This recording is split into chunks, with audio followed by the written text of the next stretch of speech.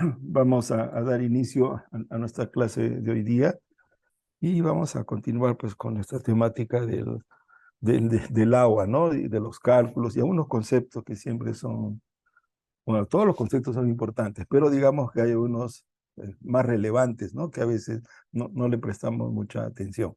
Bien, voy a pasar a la presentación, por favor, ¿ya?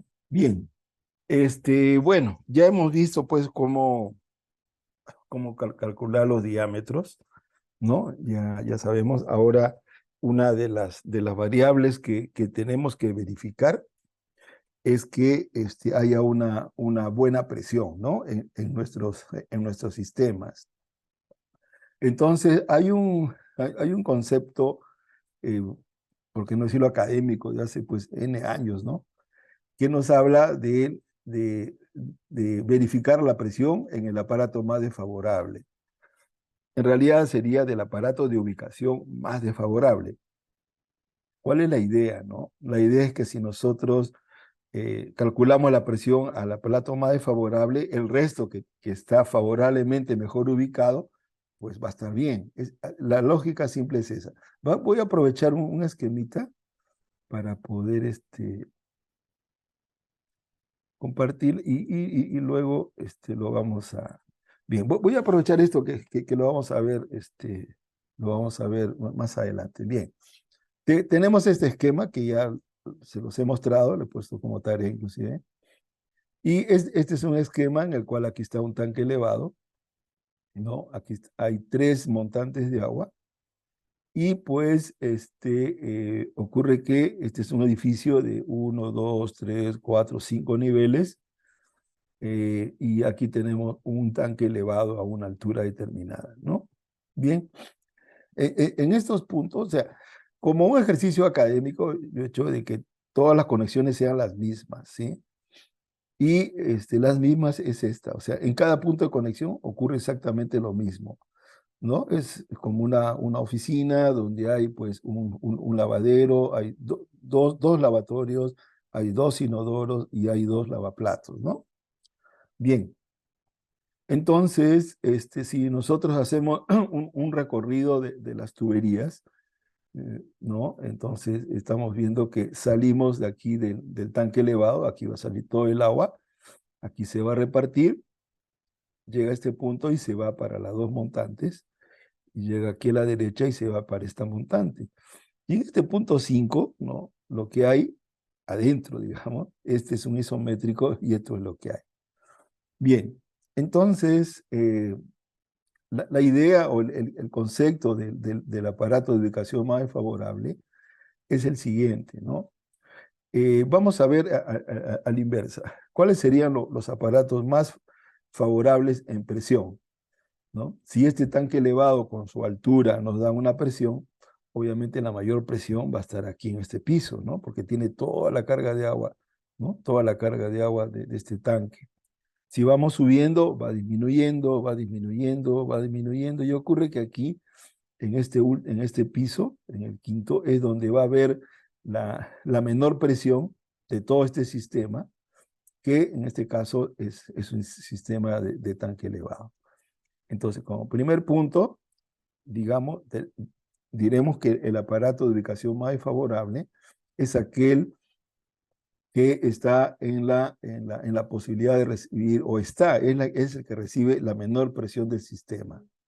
Y en este caso sería pues este piso, ¿correcto? Entonces ya lo ubicamos en este piso.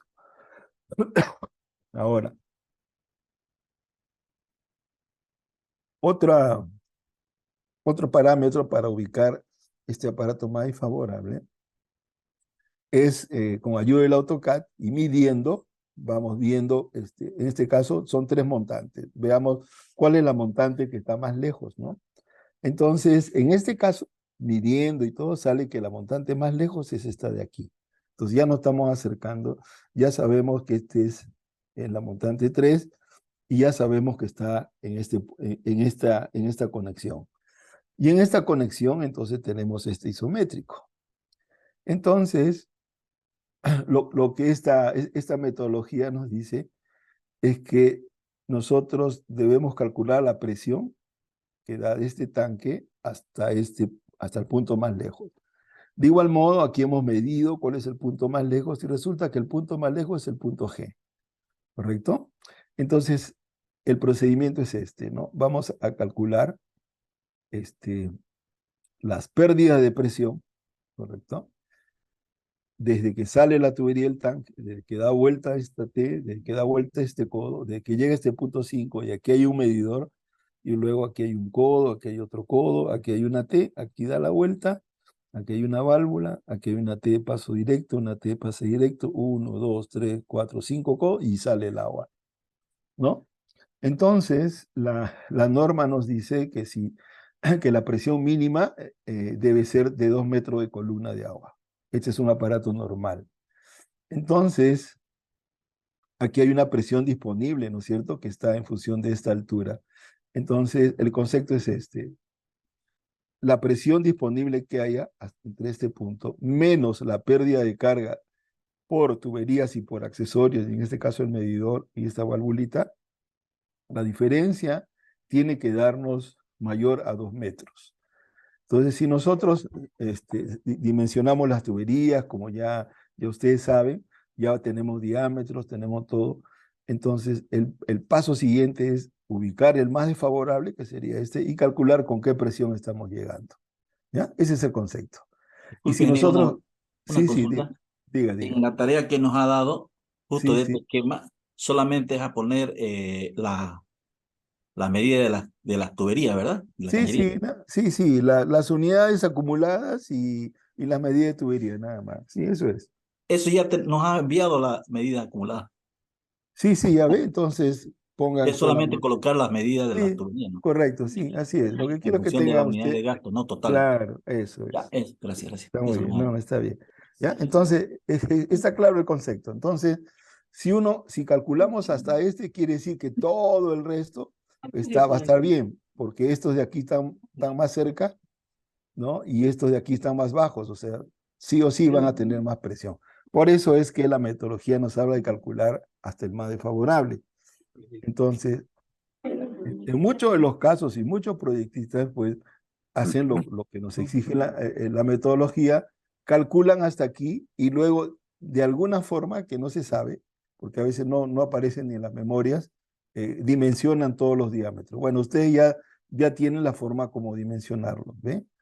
Bien, entonces lo que quería primero comentar, vamos a ver, a repasar, digamos, esto con esto que les he preparado. Bien, entonces, aparato más desfavorable se refiere al aparato sanitario que cumple con las siguientes condiciones, ¿sí? Para los sistemas directos sin cisterna y o tanque elevado, es el más alejado desde el medidor de agua, ¿no? O sea, para un sistema directo, entonces es el más alejado. Es una casita que tiene un piso, digamos, sería la ducha que está más lejos, digamos, ¿no? Bien, en el sistema de cisterna tanque elevado es el aparato ubicado en el último piso de la edificación, en el lugar más alejado de la salida del tanque elevado y cuya salida o punto es el más alto y o el que requiere mayor presión de funcionamiento. Esto es muy importante, ¿no? Les comentaba, por ejemplo, de que una ducha de monocomando requiere una presión de 14 metros. Entonces, en ese caso sería la ducha y ahí sería una presión de 14 metros, ¿no? O sea, por eso es que pongo cualquiera de los dos, ¿no? Bien, en el sistema cisterna tanque hidroneumático es el aparato sanitario ubicado también en el último piso de la edificación, en el lugar más alejado desde la salida del tanque hidroneumático y cuya salida o punto es el más alto y el que requiere mayor presión de funcionamiento. Entonces, si recordamos el esquemita que acabamos de ver, entonces siempre va a ser el último piso, ¿correcto? Y va a ser el artefacto más alejado desde el punto de generador de presión, llamémoslo así, y el más alto o el que requiere mayor presión, ¿correcto? Eso sería. Bueno, este aparato sanitario debe tener una presión mínima de funcionamiento que las normas refieren para aparatos de tanque en 2 metros de columna de agua y para los aparatos de válvula, esta presión de funcionamiento depende de la marca y o país de procedencia de su fabricación. Válvula Flux de procedencia norteamericana como la Royal Sloan o American Standard requieren presiones hasta de 18 metros de columna de agua. Válvula Flux de procedencia argentina o de Brasil, que que en el mercado boliviano hace muchos años están, requieren presiones mínimas de funcionamiento de 2 metros de columna de agua, ¿no? Bien. Bien, en el caso de aparato sanitario que nos define el sistema como de válvula, la presión de funcionamiento debe obtenerse del que se haya escogido en el proyecto de instalaciones sanitarias y cuya información técnica está en los catálogos de los fabricantes y proveedores las fichas técnicas de los proveedores, ¿no? La recomendación es que los ingenieros sanitarios, proyectistas o los especialistas deben de contar con esta información y referirla en su memoria de cálculo y especificaciones técnicas que junto con los planos forman parte del proyecto, ¿no?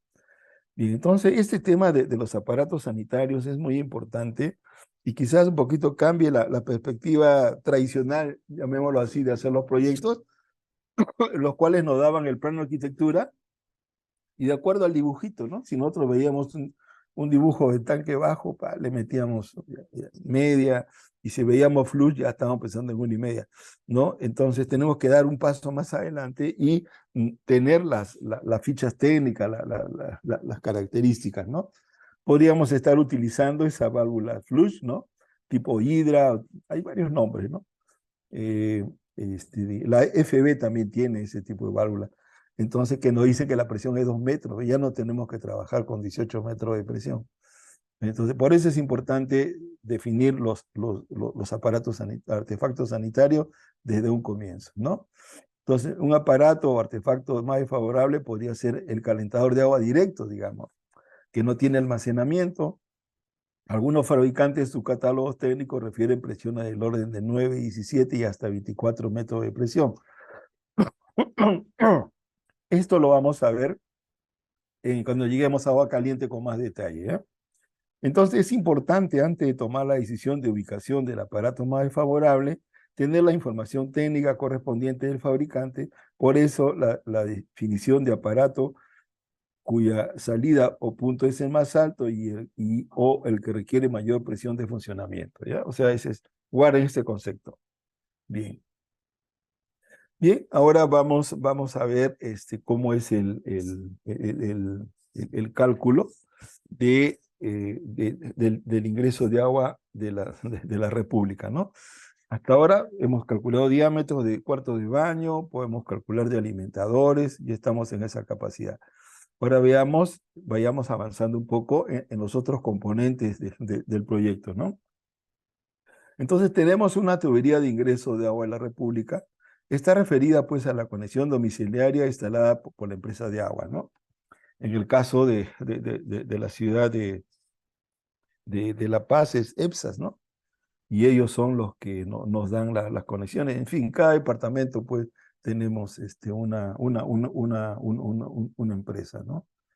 Bueno, la empresa de agua ejecuta la instalación de la conexión domiciliaria desde la red que está frente a la calle mediante una tubería que se extiende hasta la acera o la vereda en el ingreso de la edificación, donde instalan un medidor de agua, ¿no? O sea, el proceso normal es que, de acuerdo a nuestro proyecto, pues, inclusive nos piden como requisito, ¿no? Un proyecto aprobado, inclusive, ellos nos van a definir o van a decidir qué diámetro de medidor nos van a entregar. Bien, a partir del medidor de agua, entonces se instala la tubería que abastecerá la edificación. O sea, nuestro diseño comienza después del medidor. Entonces, en el caso de un abastecimiento directo, se debe verificar que la presión de servicio de la República permita que el agua llegue hasta el artefacto de ubicación más lejano con una presión mínima de 2 metros. O sea, ahorita estamos ubicados en un escenario de un sistema directo, ¿sí? Donde no hay tanque, no hay nada. Entonces, aquí hay una secuencia que les pongo para que ustedes puedan, cuando repasen, puedan seguir un orden de cómo abordar este tema. Primero hay que ubicar y definir las tuberías y accesorios desde el medidor hasta el artefacto más alejado y más alto. Sería la posición más desfavorable. Segundo, hay que dimensionar los diámetros, y ya sabemos cómo hacerlo. Hay que enumerar los tramos desde el medidor hasta el artefacto de ubicación más desfavorable. Cuarto, para cada tramo definir las unidades Hunter acumuladas, la longitud de tubería y los accesorios. Definir de las tablas la gradiente hidráulica, conocido el valor de caudal y el diámetro. Eso también ya lo conocen.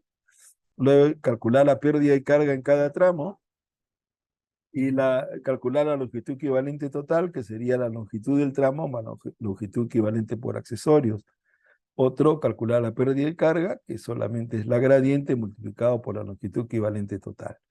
Bien, luego ya recién entramos a calcular la presión en el punto de ubicación más desfavorable. Definimos la presión al entrar en el medidor. En el caso, por ejemplo, de EPSAS de la Ciudad de La Paz, ellos nos dan nos garantizan una presión de 20 metros de columna de agua, ¿no? Es una presión bastante interesante, por decirlo menos, y pues hay la garantía, ¿no? Ellos garantizan. Ahora, en cada ciudad pues hay un valor. Tengo entendido que en el Alto es 10, y cuando a veces hacemos proyectos de abastecimientos a nivel de urbanos, ¿no? A veces la presión mínima, dependiendo del país, mínimo es de 10 metros, hasta donde recuerdo, ¿no?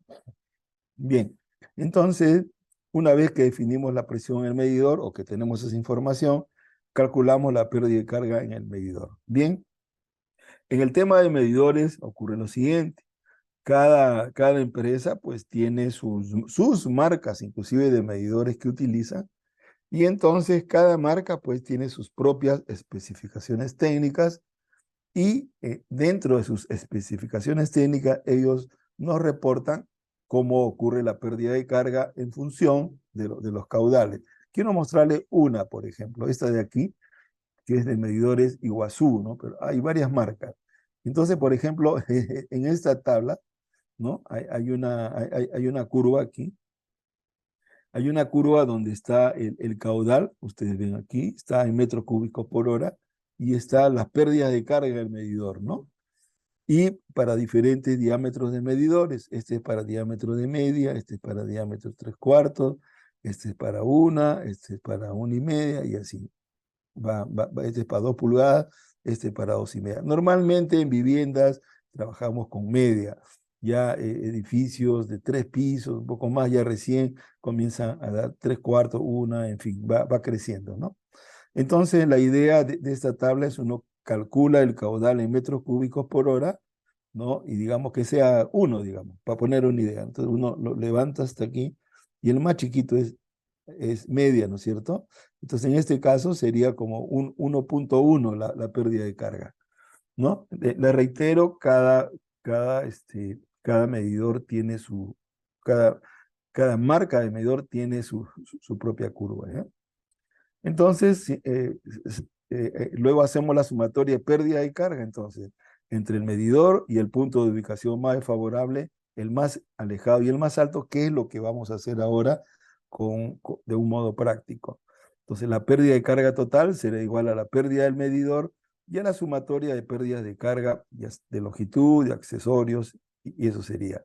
Y la presión será igual entonces a la presión en el medidor menos la sumatoria de la pérdida de carga total y menos la diferencia de altura que hay que elevar el agua desde el medidor hasta el punto de ubicación más favorable. ¿Esto qué quiere decir?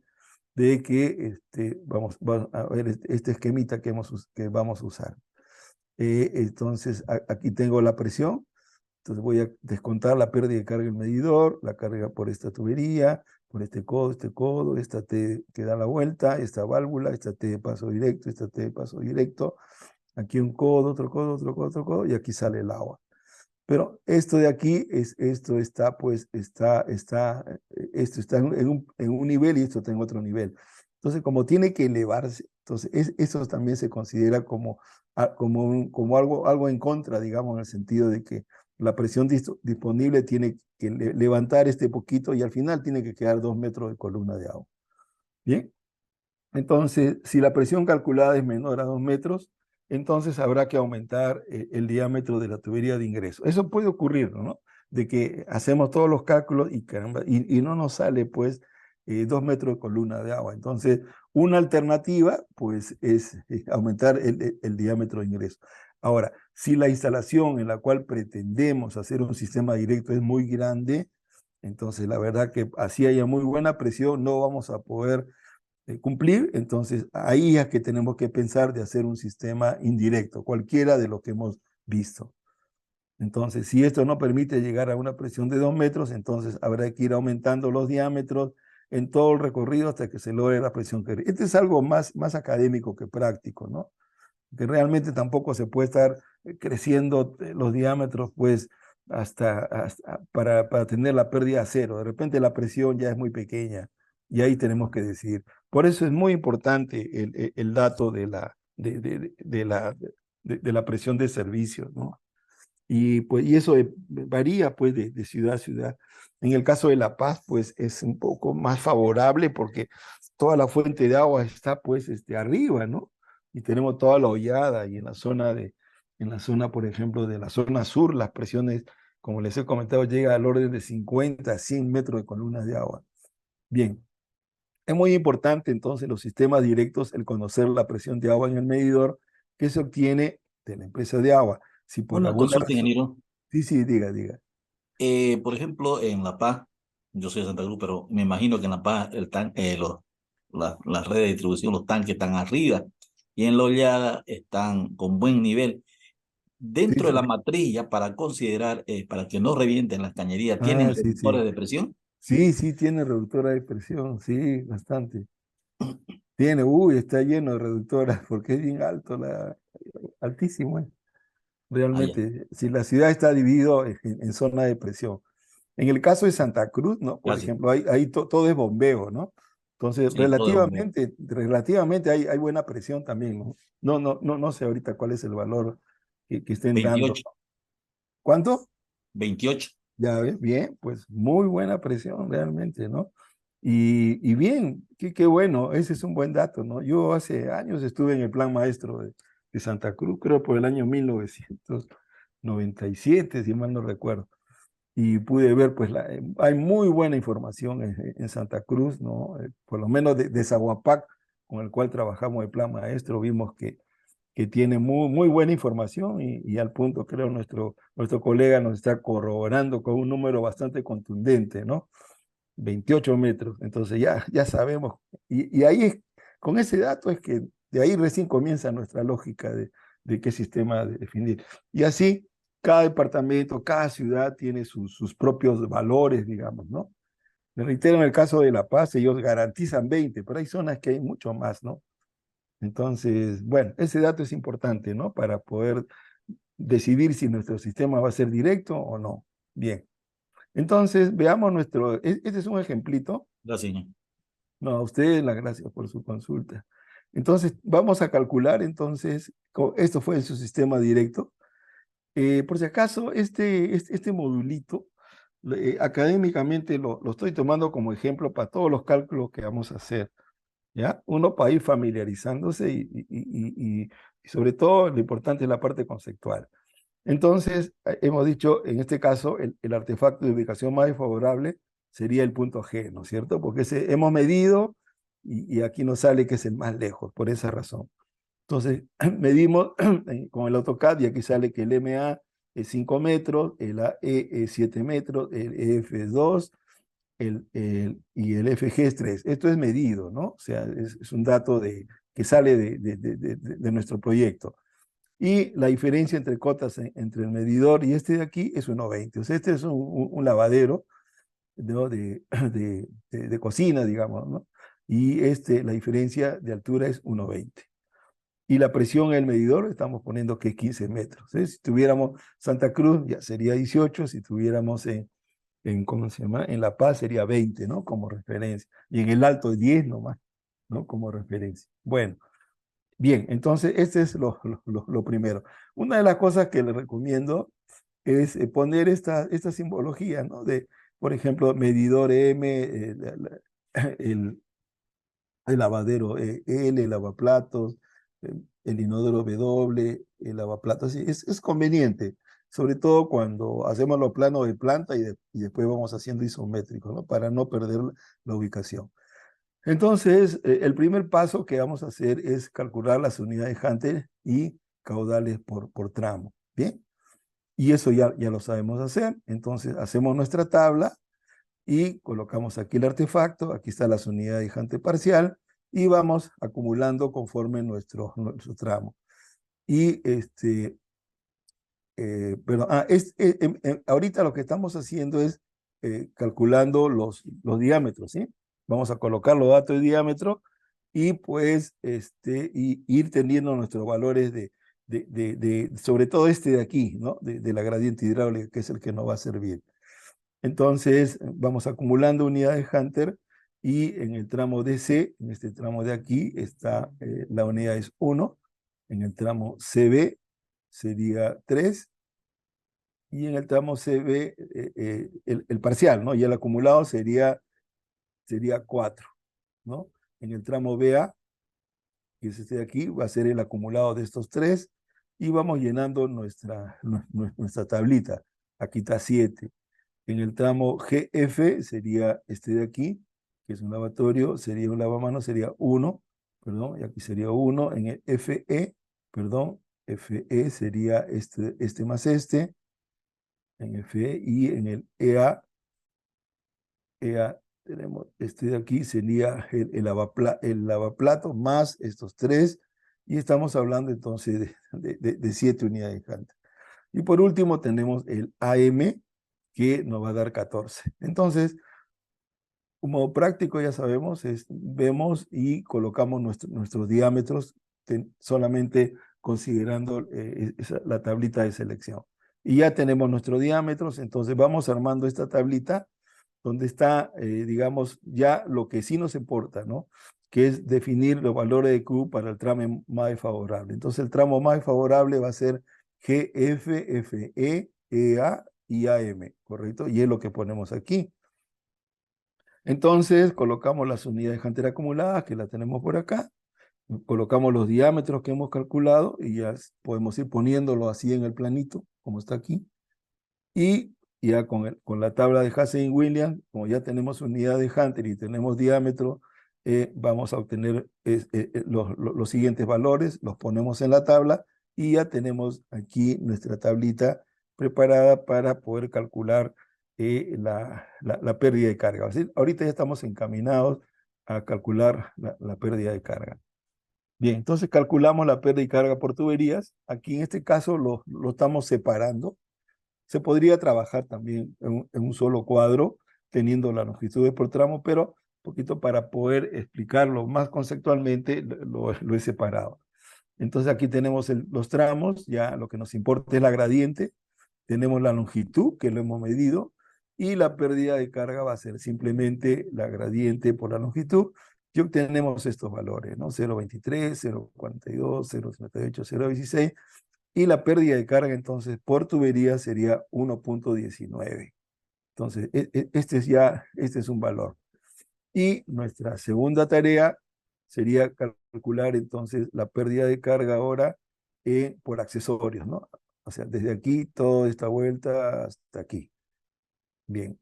Entonces, vamos a utilizar esta tabla que ustedes también ya la conocen, se la presenté, donde está el tramo, está el diámetro, está la velocidad, está la gradiente. Aquí lo que no va a utilizar, lo que no va a ser útil es ahorita, la gradiente. Y aquí tenemos un cuadro para poder sistematizar, digamos, el cálculo por accesorios. Aquí tenemos entonces codos, aquí tenemos T, paso directo, aquí tenemos T, salida lateral, aquí tenemos válvula de cortina, y aquí tenemos reducciones, ¿no? Bien, entonces, en este caso, este ejemplo, estamos trabajando con esta tablita, ¿no? Que ya la conocen también. Y entonces, lo que hacemos es lo siguiente. Lo primero que vamos a hacer es ver tramo por tramo y contar qué accesorios hay. Entonces, por ejemplo, en el tramo GF, perdón, que es este de aquí, hay GF, ¿no? Hay 1, 2, 3, 4, 5 codos, ¿no? Entonces, en la tablita vamos a colocar aquí 5 codos, ¿sí? La longitud equivalente para codo es 0,739, ¿no? Vamos a ver dónde está. Aquí está, ve, codo recto, estamos poniendo codo recto. Media sería 0,739. ¿Ya? Eso sería. Entonces, para media tenemos 0,739. Entonces, en el tramo GF, la pérdida de carga va a ser igual a 5 por esto y nos da 370. Pero también tenemos una T de paso directo, es esta T de aquí, ¿no? Esta T de paso directo.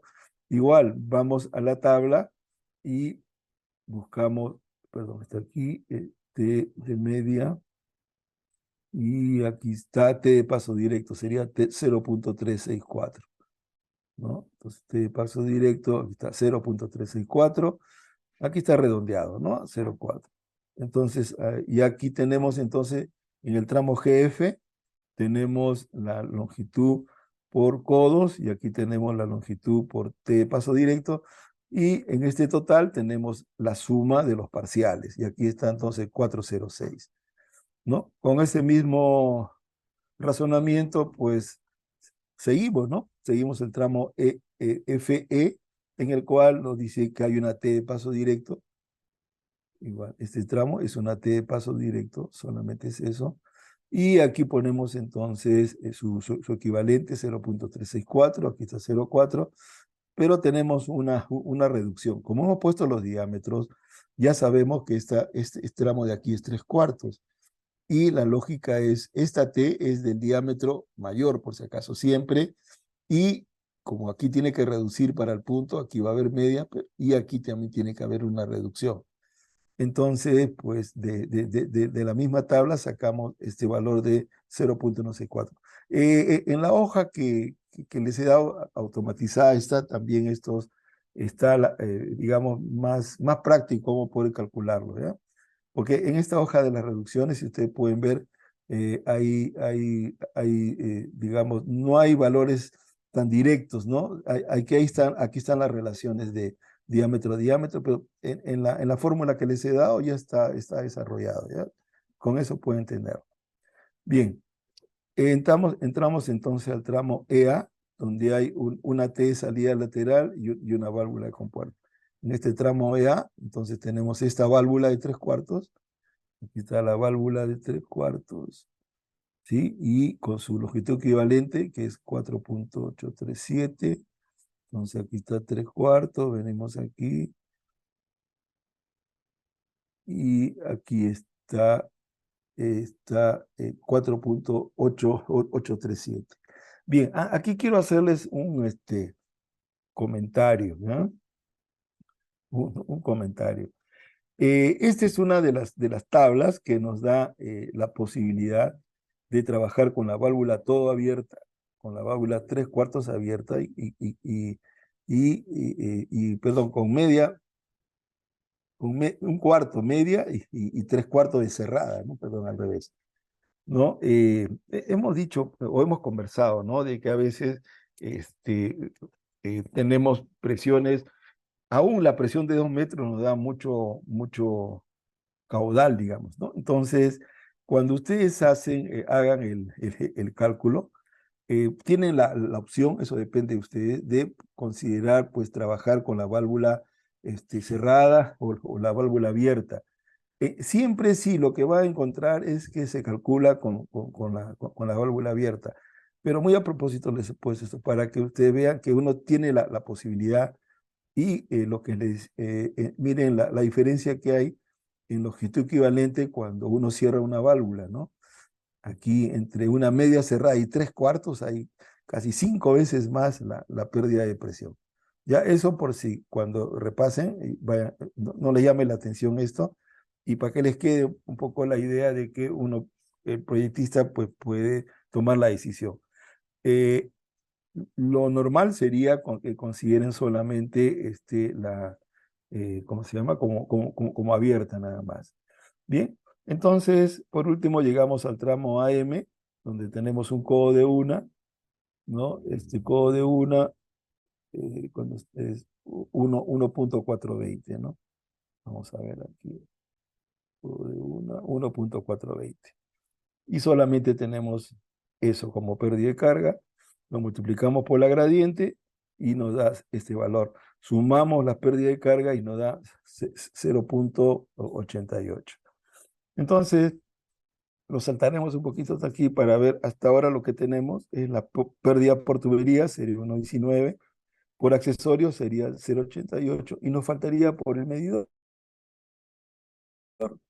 Entonces, para fines de este ejemplo, lo que he utilizado es esa curva que les mostré hace un ratito, esta, ¿no? Entonces, en esa curva, lo que tenemos es el caudal de 0.38 litros por segundo, lo he convertido a metros cúbicos por hora, porque ese es el parámetro, y para media pulgada nos da una pérdida de carga de 1,20 m.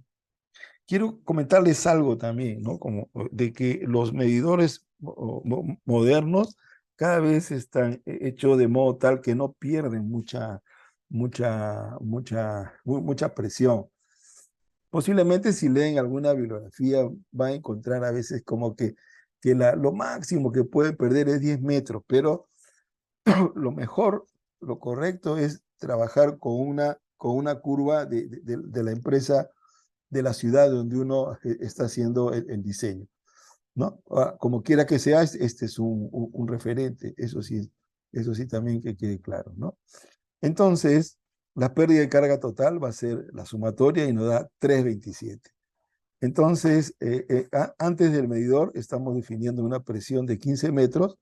Entonces vamos a calcular ahora la pérdida de presión, sería el total de pérdida de carga, que sería 327, más la altura de elevación del punto M a G, que sería, perdón, este, este está más alto, está a 1,20. Hay que entonces ponerle aquí 1,20. Y el total de pérdida, llamémoslo así por elevación, sería 447. De modo tal que la presión en el punto G va a ser igual a la presión antes del medidor menos la presión total que necesitamos para este sistema, que sería 447, y nos da entonces que es una presión de 10,53, que es, como es mayor a 2 metros, entonces concluimos que nuestro dimensionamiento es correcto. Ese es el proceso lógico, ¿no? Y así, esa es la metodología para un sistema directo. Para este ejemplo, obviamente, yo le he hecho así, puede ser pues toda una casa, con los accesorios que sea. La metodología es exactamente la misma, ¿ya? No duden, digamos, en aplicar la metodología, porque es válido para cualquier extensión. Por razones académicas, he hecho algo así, algo más manejable, digamos, para poder explicar. Bien. Entonces, hasta aquí ya sabemos cómo calcular la presión hasta un sistema directo. Ahora vamos a ver en un sistema indirecto, Ingeniero, ¿correcto? buenas noches. Sí, sí, buenas noches, diga. Buenas noches. Una consulta. La tabla que está utilizando para calcular las pérdidas por accesorios en Sí, la sí, normativa boliviana nos muestra dos tipos de tabla, que es uno para fierro galvanizado y uno para tubería PVC. ya. Sí, En, sí, diga, perdón. en este caso, usted está usando otro tipo de tabla que es similar, muy parecido a lo que veo. Sí, es lo que les comentaba en la clase anterior. Si vemos la norma pues, boliviana, sí está, nos dice esa información. Ocurre que no están todos los accesorios tampoco. Y les decía en la clase anterior que inclusive los fabricantes tienen sus propias tablas también. Entonces, mejor dicho, académicamente, no hay una sola fórmula para calcular estas pérdidas, ¿no? Entonces, por esa razón, yo les comenté de que, pues, yo aprovechando que esta tabla tiene una fórmula, ¿correcto? Les he preparado una automatización para calcular la pérdida de carga, que obviamente va a ser diferente, ¿no? Nunca va a ser igual entre una tabla y otra. Por eso, inclusive aquí les he puesto la referencia, por si creen pertinente ponerlo, yo les recomiendo que sí. Pero sí, ¿no? O sea, y si gustan, pueden trabajar con la tabla también que está en el reglamento de Bolivia, pero se va a encontrar con algunos que no hay. Entonces, cuando uno ya está pues en el nivel que estamos, ¿no es cierto? De hacer un proyecto y poner la firma, es uno el que decide, ¿no? ¿Correcto? Entonces, es una decisión. Y se puede usar uno u otro y los valores, con toda certeza, lo que le decía también el otro, no es muy trascendente, digamos, la diferencia, ¿no? No es mucho. No digamos que no hay diferencia, porque sí la hay, pero en términos relativos no es tan trascendente, ¿no? ¿No? Y cuando hay equipo hidroneumático, porque las presiones disponibles son bien altas, ¿no? Quizás para tanque elevado pueda ser, ¿no? Pero en principio pueden utilizar esa esa tabla que yo les he dado ya resuelta, digamos, ¿no? Bien. Entonces, veamos ahora con el sistema indirecto, entonces. En el sistema indirecto, cisterna tanque elevado, entonces la tubería de aducción desde el abastecimiento público hasta la cisterna o tanque elevado. O sea, cuando utilizamos un sistema indirecto con tanque elevado, tenemos la opción, ¿no es cierto?, de llenar una cisterna o también de llenar hasta tanque elevado, si hay buena presión, que también puede ser. Entonces, el concepto que para poder calcular primero el caudal, digamos, es, es considerar que nuestro volumen se va a llenar pues, en un tiempo no mayor de 6 horas. Siempre la condición, en este caso, más desfavorable o más favorable en este caso, es por las noches, ¿no? Donde nadie consume en las viviendas en la ciudad, entonces nuestra presión disponible pues es mayor siempre en las noches. Entonces podemos trabajar con 6 horas, yo le recomiendo 4 horas por seguridad. Bien, entonces el procedimiento de cálculo. Bien, primero calculamos el volumen del tanque, ¿no? Con el valor de las dotaciones que ya ustedes conocen. Luego ubicamos la cota de entrada del medidor y la cota de entrada del agua en el tanque. Son dos valores que hay que tener claro. Hacemos un esquema de medidor hasta el tanque indicando los tramos y los accesorios, ¿no? Definimos el caudal de diseño dividiendo el volumen del tanque entre el tiempo de llenado, ¿correcto? Con el valor del caudal y con una velocidad de diseño no mayor a 1.50 o los valores que yo les he recomendado, dimensionamos los diámetros, ¿correcto?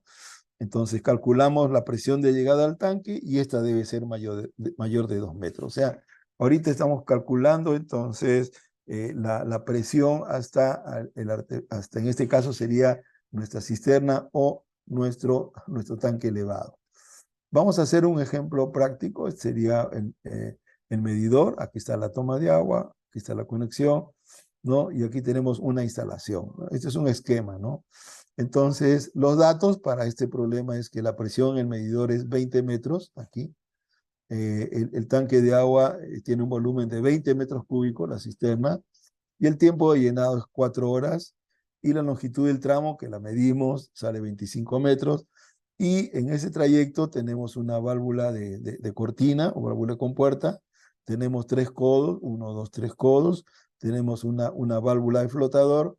La cota del medidor lo estamos poniendo como referencia, que es 0, y la cota del ingreso, que sería puede ser una cisterna de 2 metros, ¿no? Bien, esos son datos que lo sacamos ya de nuestro proyecto real, digamos. Esto es un ejemplo solamente, ¿no? Bien, entonces vamos a calcular, primero es el caudal en el tramo. Entonces tenemos un volumen de 20.000 litros, tenemos el tiempo de 14.400 segundos y el caudal entonces sería 1.39 litros por segundo. Quiere decir que esta tubería, ¿no? Va a conducir 1.39 litros por segundo, que nos va a permitir llenar pues este volumen de 20.000 litros. Entonces, si ya nosotros conocemos el caudal, ¿correcto? Entonces es fácil definiendo una velocidad o viendo en la tabla automatizada que ustedes tienen, ver qué diámetro pues nos va a garantizar una velocidad razonable, que un valor así, pues así para que les quede como referente es 1.5, es un referente, ¿ah? Que puedan tener para cualquier cálculo de tubería.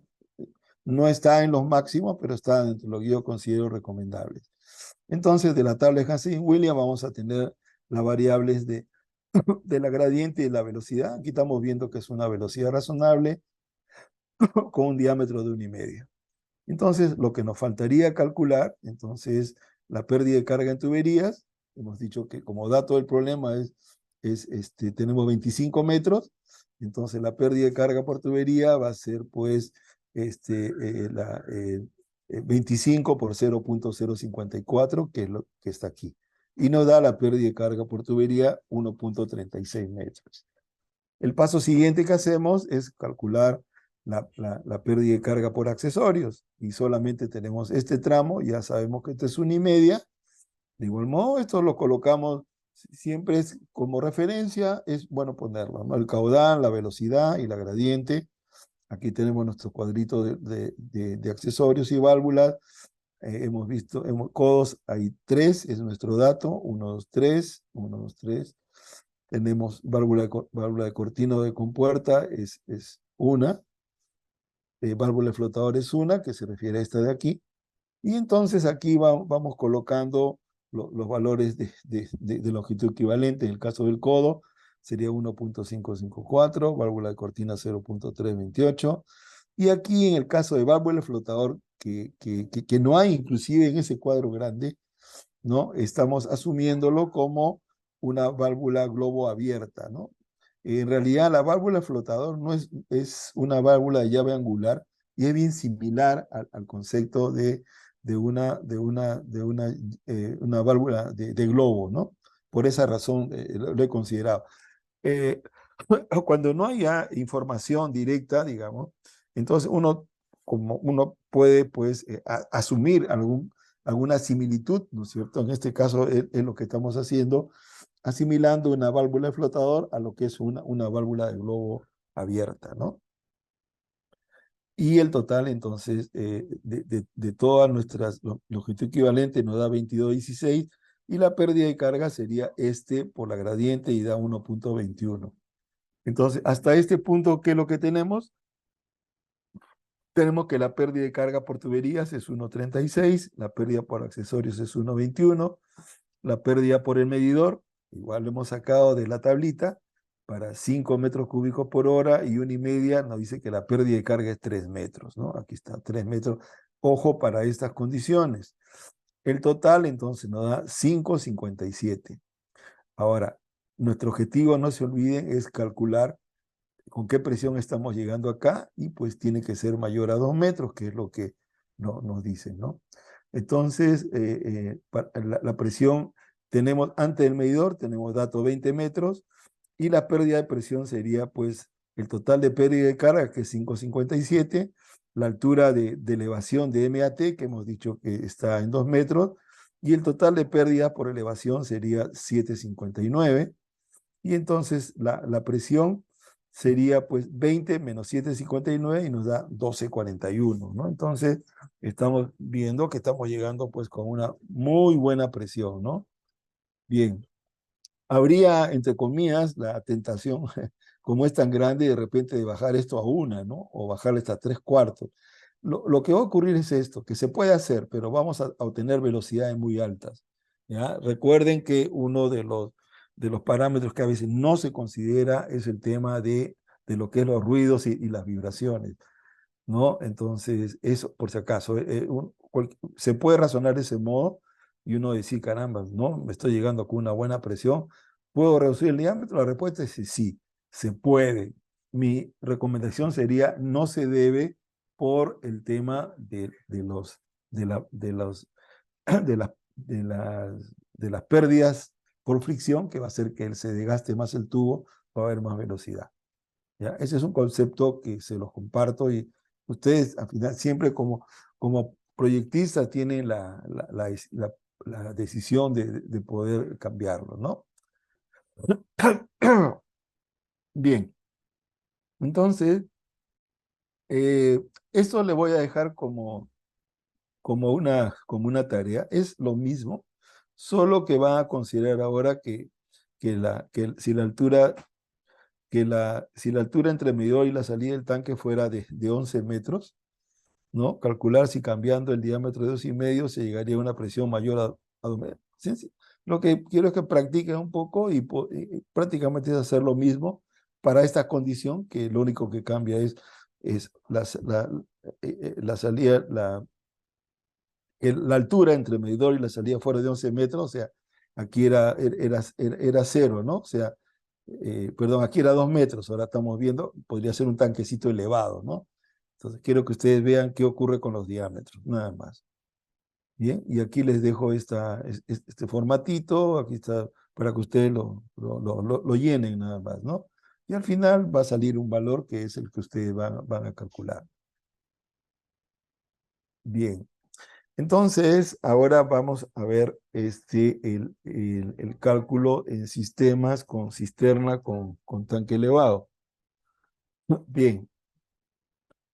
eh, a ver, quiero hacer un preámbulo primero y pues decirles que estaríamos, a ver un ratito ya, a ver. Bien, estamos hablando de un sistema cisterna de tanque elevado, ¿correcto? En la cual va a haber un tanque aquí abajo que le llamamos cisterna y uno que es nuestro tanque elevado. Entonces vamos a ver cómo es el cálculo. Estamos en el cálculo de la presión más favorable. Pero quería ubicarlos en el contexto, ¿ya? Entonces tenemos una cisterna, un tanque, y de aquí del tanque, pues van a salir estas tuberías, ¿no? Estas tuberías que van a abastecer, y aquí tenemos nuestro punto más favorable, que es lo que vamos a ver a continuación. Bien. Bien, entonces diremos lo siguiente, que se debe proceder del siguiente orden. Este es un orden que yo se lo sugiero, ustedes pueden asumirlo, para los que ya tienen experiencia pueden complementar lo que ya tienen como referencia o asumir ¿no? En toda la libertad. Primero hay que calcular siempre la dotación de agua, eso es muy importante, ¿no? Entonces, luego hay que calcular los volúmenes de los tanques, de cisterna y el tanque elevado. La dotación de agua nos va a dar el consumo de un día y luego ya calculamos la cisterna y luego el tanque elevado. Entonces hay que calcular la acometida del medidor al tanque de agua, que ya saben cómo hacerlo, que sería la cisterna, ¿correcto? Luego hay que diseñar los diámetros de los cuartos de baño, que también ya saben hacerlo. Hacemos un esquema de los cuartos de baño, ubicamos en el esquema los artefactos sanitarios, acumulamos tramo por tramo, definimos el número de unidades Hunter y teniendo el número de unidades Hunter por tramo, definimos los diámetros. Hasta aquí ya ustedes conocen esto. En el caso que existan otros artefactos que no corresponden a cuarto de baño, hacer un esquema de distribución hasta el punto de conexión a la montante de agua o la red principal. En general, pues tenemos que hacer un esquema donde estén todos los artefactos sanitarios de nuestra edificación. Se recomienda hacer para el dimensionamiento, ¿no? Se puede hacer pues, en cuadros, ¿no? Como este que les voy a mostrar, donde en la columna 1, vamos a verlo, ¿no? Pueden utilizar este cuadro también para, digamos, aquí tener el tramo, aquí tienen, perdón un ratito, voy a conectar mi batería, un segundito, por favor. Listo, gracias, ya estamos nuevamente. No, esta es una tabla que pueden usarla, ¿no? Pueden automatizarla también. Y la idea es que ustedes, por ejemplo, en un tramo X, ¿no? Pueden tener, pues, la cantidad de inodoros, puede haber ducha, puede lavamanos, lo que haya. Inclusive pueden hacerlo crecer esto dependiendo de los demás artefactos, ¿no? De modo tal que tengan la unidad Hunter por tramo y la unidad Hunter acumulada. Teniendo esto, ya sabemos que inmediatamente ponemos los diámetros y teniendo el diámetro, entonces, y las unidades Hunter inmediatamente nos da el caudal, entonces vamos a poder calcular la velocidad y si gustan puede poner aquí el parámetro de la gradiente, ¿no? Esto le puede servir para ir automatizando sus hojas. Bien, una vez que tenemos los diámetros entonces ya totalmente definidos, ¿no? Que sería una suma de lo que hemos visto en clase del cálculo de diámetros más la tarea que les he dado de colocar los diámetros de los alimentadores, ¿no es cierto? Y lo que nos faltaría entonces, justo al punto que queremos llegar, es el cálculo de la presión hasta el artefacto de ubicación más favorable. Entonces ya un poquito nos hemos adelantado, ¿no? Y vamos a ir directo al ejemplo, ¿ya? Entonces, en el ejemplo es este, ¿ve? Entonces, le digo, utilizando esta misma distribución, digamos, y ya sabemos que nuestro más favorable está aquí, y entonces lo que vamos a hacer es calcular ya desde este tanque elevado que está a 4 metros, y este es el brazo más largo, y aquí hay 4, vamos a ver entonces con qué presión estamos llegando aquí, para la condición de diámetros que ya lo hemos calculado, ese es uno, y considerando que tenemos pues esta información, digamos, de que este tanque está aquí a 4 metros de altura, ¿no? Aquí tenemos una longitud de 6, otro de 4, y obviamente también para cada caso ya tenemos nuestras longitudes. Entonces, lo que vamos a hacer es, para este esquema, ¿no? Vamos a calcular la presión hasta el artefacto más desfavorable, que ya sabemos que está acá. Y sabemos que está acá, y bueno, aquí lo he juntado para tener una idea más genérica, ¿no? Entonces, lo que vamos a hacer es calcular la presión, digamos, en este punto, y la carga de agua que tenemos, básicamente el tanquecito, ¿no? Que está pues a 4 metros, ¿no? En este punto va a haber, mire, 4 más 4, va a haber como 8 metros de presión disponible. Sin embargo, aquí vamos a tener que pasar por el medidor, pasar por este codo, por esta T, dar la vuelta, pasar por esta válvula, pasar por esta T y así, hasta llegar aquí. Esto está a 1,20, le quitamos la diferencia entre la presión disponible menos todas las pérdidas y vamos a obtener entonces la presión en este punto G. Y ya sabemos que si sale más de 2 metros, está bien. Y esa es la idea, ¿no? Entonces, en cada piso, pues tenemos 14 unidades de Hunter, ya esto, porque hay dos lavamanos, hay 2 inodoros, 2 lavaplatos, y entonces el total que tenemos es 14. Ahora, para calcular la pérdida de carga por tramo por tuberías, entonces lo que hacemos es, pues, ya estamos hablando del más favorable, o sea, G, F, A, M, ya estamos aquí en el punto 5, y aquí sería hasta la prima y A prima hasta T. Y este es el recorrido que está aquí, ¿ve? G, F, A, M, A prima, T. Los diámetros ya lo hemos calculado, las unidades Hunter ya las tenemos también calculadas, ¿no? Y en este caso que tenemos en el A'T tenemos 210 unidades Hunter, que es, cada uno tiene 70, ¿no? Entonces sale 210 unidades Hunter. Entonces tenemos, de la tabla tenemos el caudal, ¿correcto? Al tener el diámetro y tener el caudal, en la fórmula de Hassen-Williams ya tenemos la velocidad y tenemos la gradiente hidráulica, ¿no? Hasta ahorita nuestro parámetro importante es la gradiente. Tenemos las longitudes que la medimos de los planos, y en esta columna multiplicamos entonces la longitud por la gradiente hidráulica y vamos a obtener la pérdida de carga, ¿correcto? Sumamos y en este caso tenemos que hay una pérdida de carga de 1,70. Entonces, lo que nos quedaría, perdón, aquí hay un ratito, déjeme ver esto, un segundito, ¿ya? Aquí se ha salido en contexto, un segundito. Bien, sí, lo que pasa es que esto no entra aquí. Eso se lo voy a reordenar para cuando les entregue la presentación, ¿ya?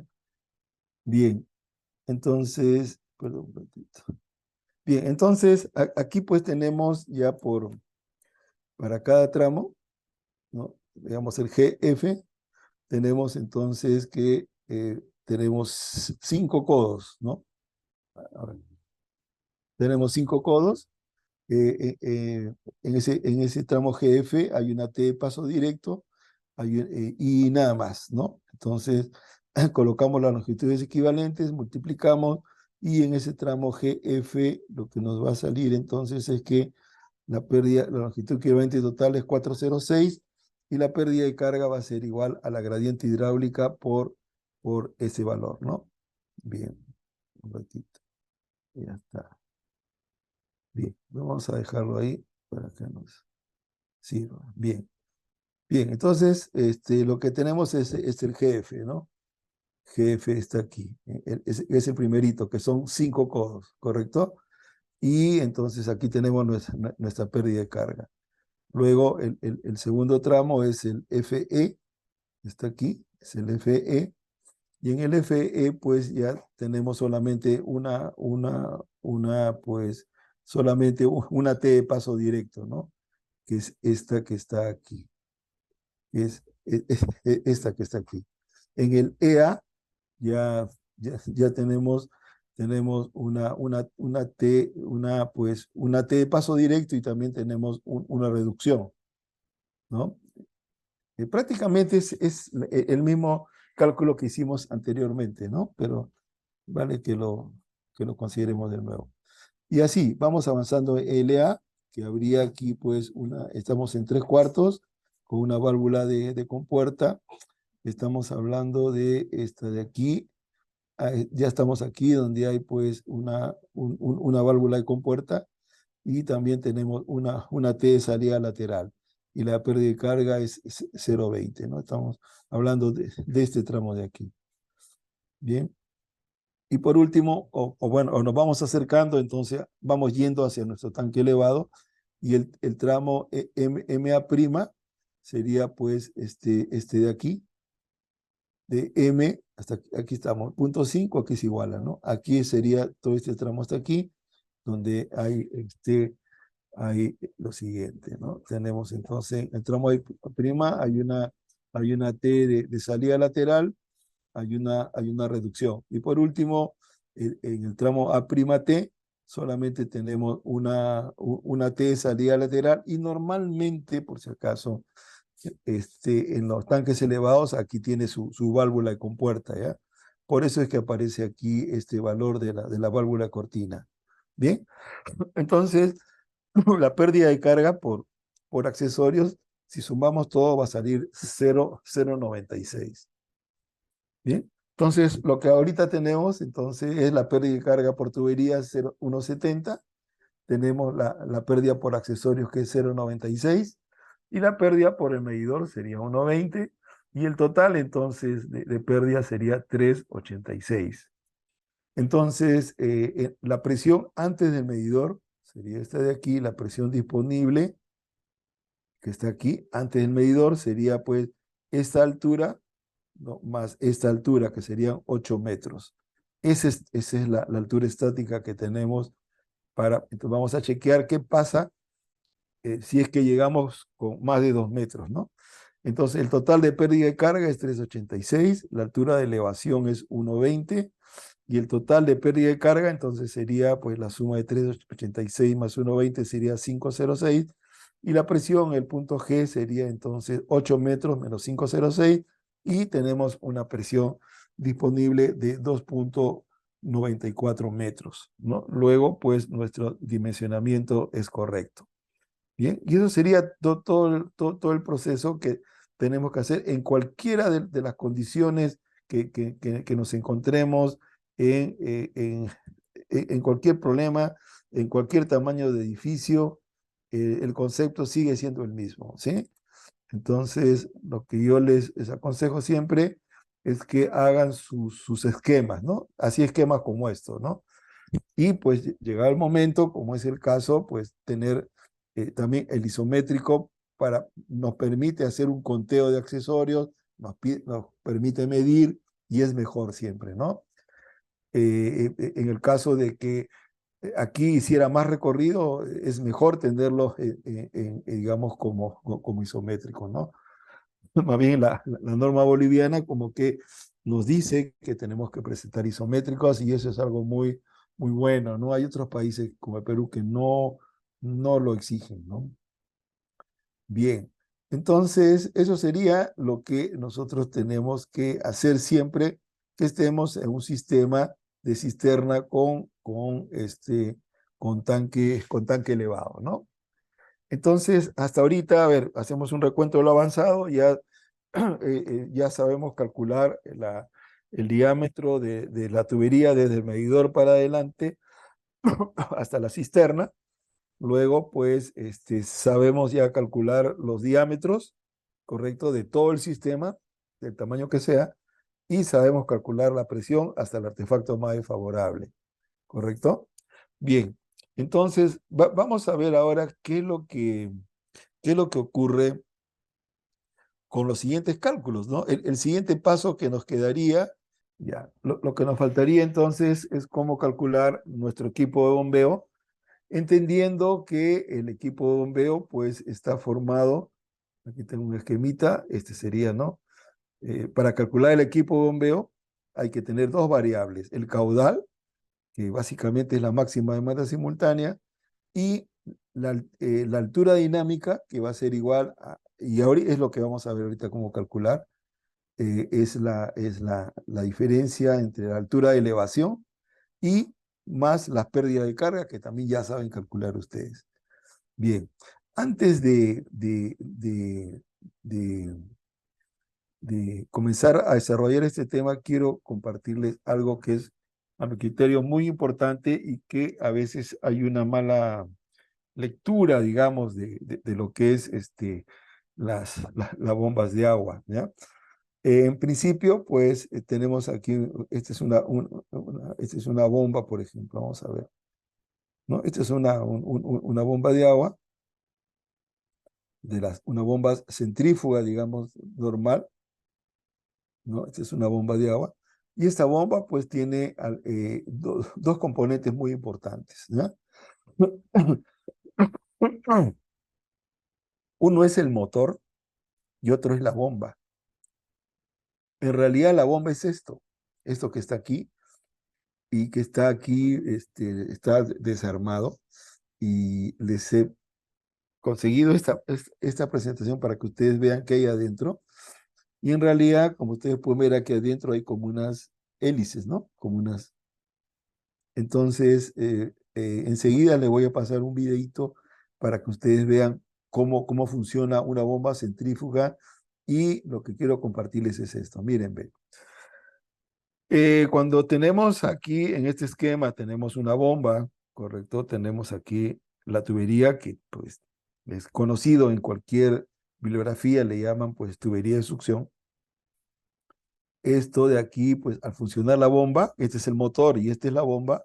Aquí hay esos álabes que han visto que está aquí, estas da vueltas y va a ser, lo único que hace es que el agua se impulse desde aquí hasta acá. La condición básica para que esto funcione es que todo esto esté lleno con agua, ¿ya? O sea, en realidad, si bien es cierto, le llamamos tubería de succión, en realidad a veces cuando uno escucha succión, la primera asociación de idea es que es un vacío, ¿no? O sea, como que va a chupar, digamos, absorber, pero en realidad no ocurre así. Por eso es que es importante que esta tubería hasta acá esté lleno con agua. Si no, la bomba no va a funcionar. En el lenguaje de la hidráulica, en el lenguaje de las instalaciones sanitarias, ¿no? Se dice que las bombas tienen que estar cebadas. Y la palabra cebada quiere decir que tiene que estar lleno con agua. Si no está lleno con agua, la bomba no va a funcionar. Entonces, quiero presentarles un videito que vale la pena que lo veamos, por favor. Las bombas centrífugas son los dispositivos de bombeo preferidos en el mundo hidráulico. En este video veremos el concepto de trabajo de las bombas centrífugas. En el corazón del sistema está el impulsor. Pero me confirma si se está viendo la imagen, por favor, y el sonido está bien. Correcto, ingeniero, se ve bien. Ok, listo. Entonces, ahora sí, ¿ya? Para que ustedes presten atención, por favor. Es muy importante este concepto, sobre todo. Centrífugas son los dispositivos de bombeo preferidos en el mundo hidráulico. En este video veremos el concepto de trabajo de las bombas centrífugas. En el corazón del sistema está el impulsor. Tiene una serie de paletas instaladas en el interior de obenques. El impulsor siempre está inmerso en agua. Cuando se hace rotar el impulsor, hace que el líquido que lo rodea también rote.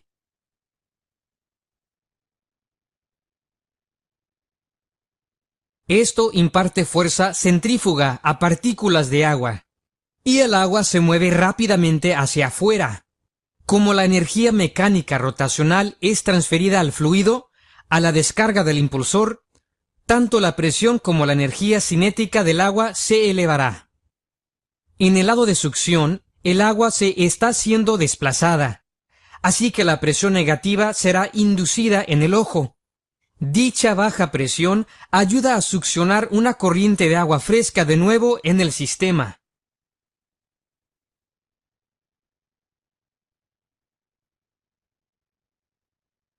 El impulsor es instalado dentro de una carcasa. Así, el agua que se mueve hacia afuera será recolectada dentro de él y se moverá en la misma dirección de rotación del impulsor para descargar la boquilla.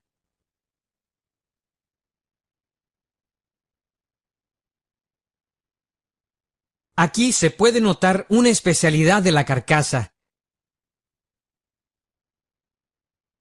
Tiene un aumento de superficie a lo largo de la dirección del flujo. Dicha área creciente ayudará en el alojamiento de la corriente de agua que acaba de ser agregada, y también ayudará a reducir la velocidad del flujo de salida. La reducción de velocidad del flujo resultará en un aumento de la presión estática, la cual es requerida para superar la resistencia del sistema de bombeo. Acá se puede ver más detalles de las paletas dentro del impulsor. Son paletas curviadas hacia atrás, con una configuración de ojo de última generación. Esta paleta se extrae de un modelo de bombeo Kirloskar. Si la presión del lado de succión del impulsor baja por debajo de la presión de vapor del agua, un fenómeno peligroso puede ocurrir. El agua empezará a hervir formando burbujas de vapor y dañará el material impulsor a través del tiempo. Este fenómeno es conocido como cavitación. Mientras más cabeza de succión, menos debe ser la presión del lado de succión para levantar el agua. Este hecho le pone un límite a la máxima cabeza de succión que la bomba puede tener. La selección cuidadosa de la bomba es requerida para evitar el problema de la cavitación. El tipo de impulsor actual está encerrado. Impulsores semiabiertos y abiertos también son usados dependiendo de la aplicación. Si el fluido de trabajo es de naturaleza grumosa, es preferible usar un impulsor de tipo abierto, pero son un poco menos eficientes. El diseño mecánico de las bombas centrífugas es siempre un reto. Un eje se utiliza entre el impulsor y el motor para conectarlos. Debido a que la presión del agua dentro de la carcasa es enorme, un arreglo apropiado de sellado es imperativo para detener fugas de agua a través del aclaramiento del eje de la carcasa. Arreglos basados en cierre mecánico y empaquetadura son usados para este propósito. El impulsor es montado en rodamientos, pero al lado de succión del impulsor no es recomendado instalarle un rodamiento, debido a que bloqueará el flujo. Así que los rodamientos deben ser encajados en el otro extremo. Esto significa que el impulsor está montado como una viga voladiza. Para bombas de alto ritmo de flujo, una caja de rodamiento con aceite enfriante es necesario para preservar la vida de los rodamientos. Agradecemos a Kirloskar Brothers por su soporte técnico en la creación de este video. Ingeniero, se cortó. Sí, ahorita, ahorita. Ya, ahora está de nuevo la presentación, ¿sí? ¿Correcto? Ya se ve de No, nuevo la no, presentación. se ve lo que la presentación de... Sí, no, el video ahí ya concluyó. Justo cuando se despide agradeciendo. ¿Ya? Estamos en la presentación de nuevo, ¿sí? ¿Correcto? Bien, entonces, bueno, sí, está bien. Lo que yo quería mostrarles es de las bombas, ¿no?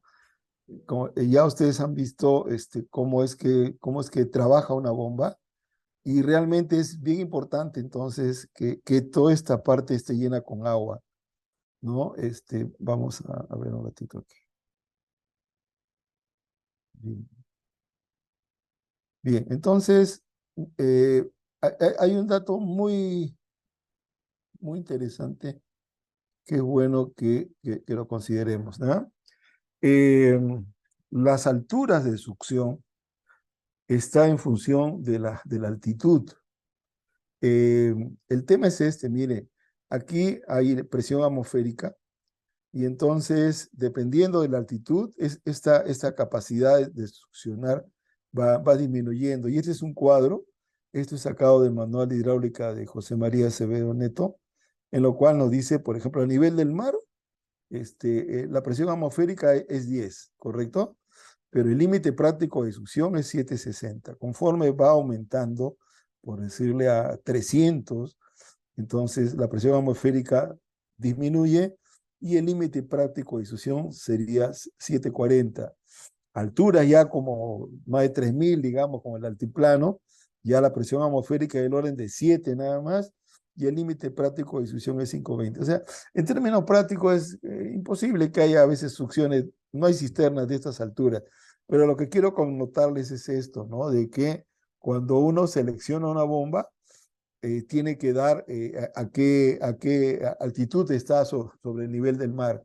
Es muy importante que cuando estemos en el proceso de especificar una bomba, especifiquemos básicamente pues es el caudal y es la altura dinámica, pero también es importante la altura sobre el nivel del mar. Entonces, este es el esquema de instalación de una bomba cuando la bomba está arriba, por ejemplo, ¿no? Entonces aquí se le pone una canastilla con válvula de pie.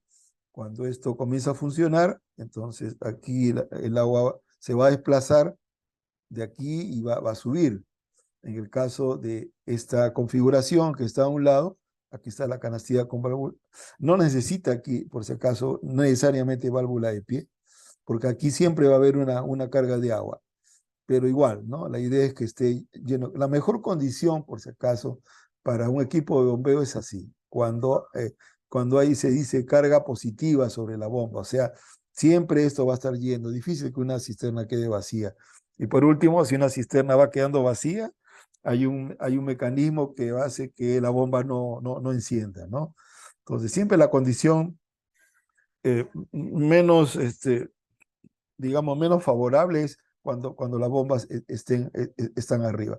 Esos datos que le estoy dando son datos ya de orden práctico, de experiencia, ¿no? Que uno va acumulando en el tiempo, ¿no? Bien, y este es, bueno, una bombita, ya han visto este es para que tengan idea cómo es por dentro. Y vamos a ver entonces una de las cosas importantes que tenemos que ver para seguir calculando los diámetros, ¿no es cierto? Bien, entonces una de las cosas que nosotros tenemos que hacer es calcular nuestro diámetro de la tubería de impulsión. O sea, estamos hablando de este de aquí, este diámetro, ¿no? Este de aquí. ¿Cuál es el diámetro de la tubería de impulsión? Entonces, en la norma, en el reglamento, en la tabla 471 nos dice que primero si definimos el caudal de bombeo, que el valor que yo les recomiendo es el caudal máximo horario. Entonces, en esta tabla, dependiendo del caudal, directamente ya nos da el diámetro de impulsión. O sea, si tenemos un caudal, digamos, de 1,80, entonces aquí sería 2 pulgadas, ¿no? Hasta 2,99 sería 2 pulgadas. Si pasamos 3,10 ya sería 2,5. Entonces, el cálculo de la tubería de impulsión básicamente es entonces con esta lectura de tabla. Bien, entonces ya nosotros tendríamos definido pues nuestro diámetro de tubería de impulsión. Y en cuanto a la tubería de succión, también hay hay una referencia que nos dicen que el diámetro de succión, entre comillas, es un diámetro mayor que el de impulsión. O sea, dimensionada la tubería de impulsión por esta tabla, teniendo el caudal, entonces ya también inmediatamente tenemos la tubería de succión. Entonces recuerden siempre, las tuberías de succión es un diámetro más que la tubería de impulsión. Entonces, lo que vamos a hacer ahora es cómo especificamos nuestra bomba.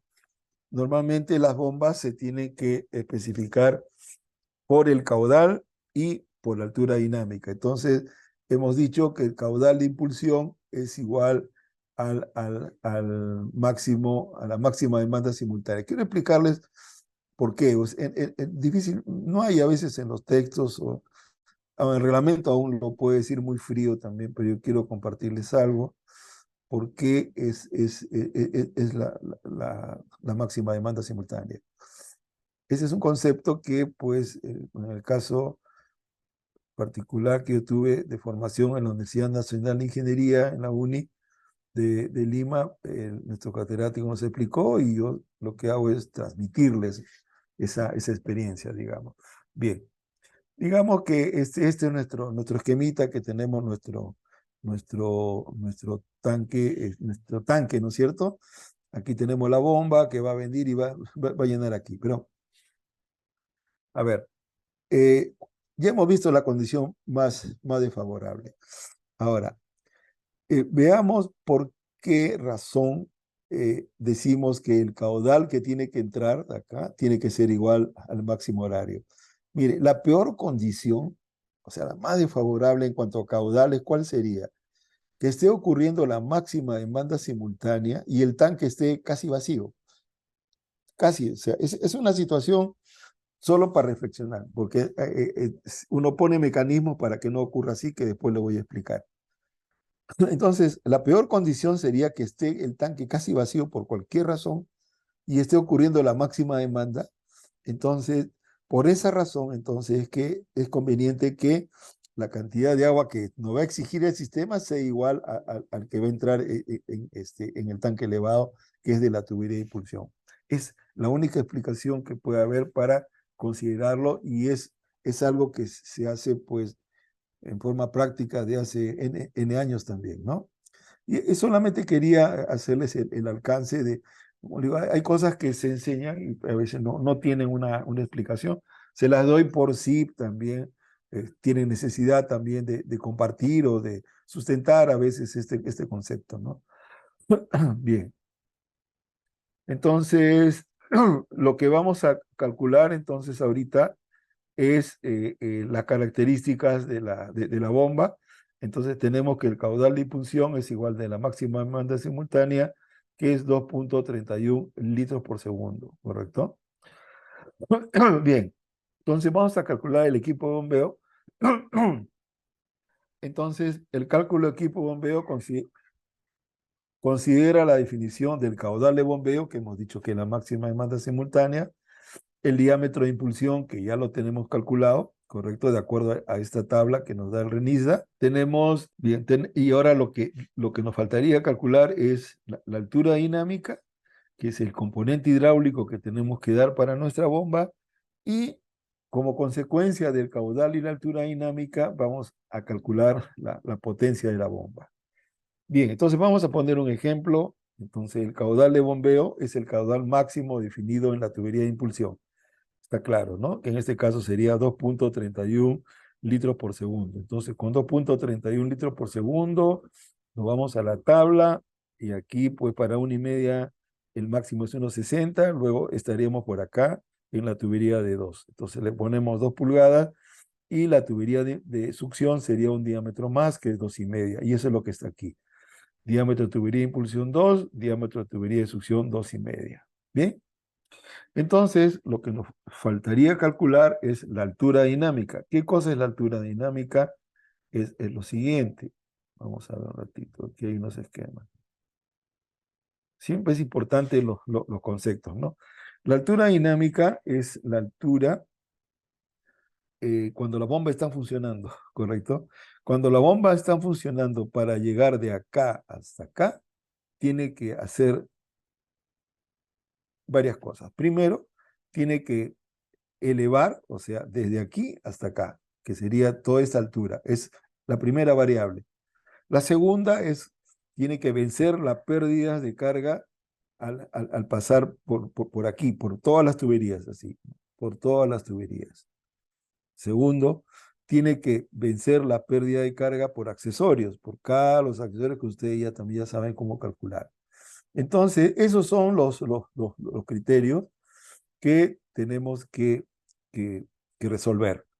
En nuestro ejemplo estamos diciendo que la altura es de 22 metros, o sea, sería, si vemos nuestro esquema, perdón, un ratito, ¿dónde están? Sería estos 20 más 2, ¿correcto? Sería 22. Entonces, la importancia de los esquemas también es esto, nos ayuda mucho a poder, digamos, tener información para los cálculos, ¿no? Entonces, tenemos que la altura es 20. Ahora, ¿cómo calculamos la pérdida de carga por succión?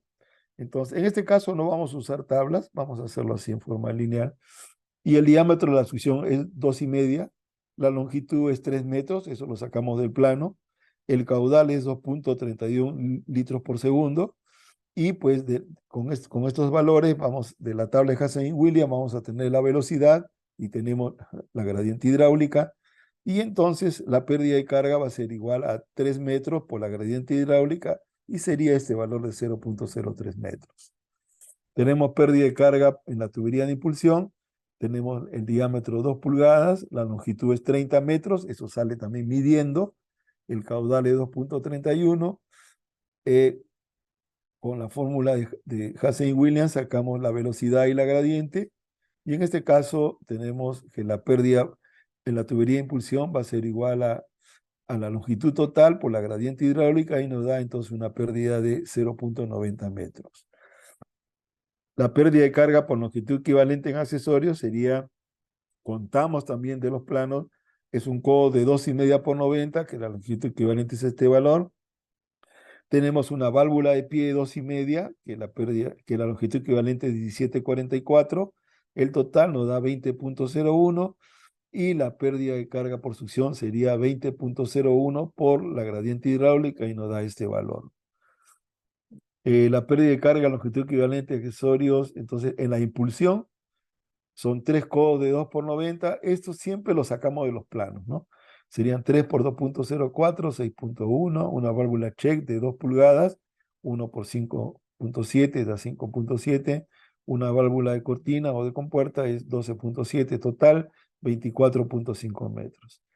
La gradiente es 0.04329 y entonces la pérdida de carga por impulsión sería igual a la longitud equivalente por la gradiente hidráulica y tenemos 0.74 metros.